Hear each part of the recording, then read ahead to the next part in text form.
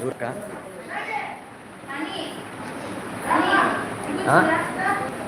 పోనా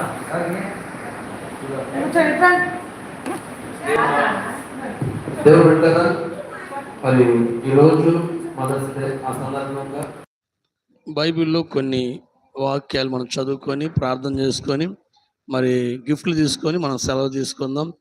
దేవుని మహాకృపను బట్టి ఉదయం జరగవలసింది వాస్తవానికి చిన్న పొరపాటుకు మనం చింతిస్తున్నాము.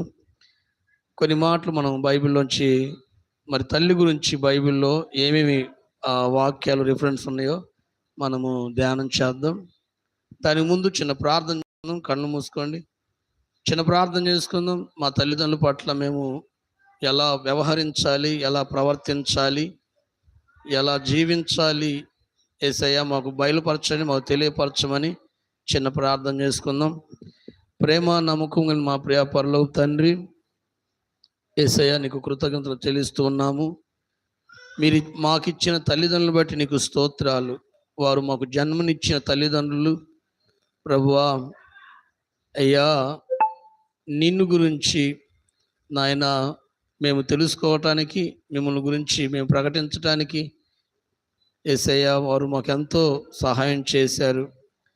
మమ్మల్ని వారు పెంచారు ప్రభువా, నీ కొరకు వాళ్ళు మమ్మల్ని పెంచారు అయ్యా. అలా తల్లులు పిల్లలను మీ కొరకు పెంచడానికి, పిల్లలు మీ కొరకు ఎదగటానికి కృప చూపండి.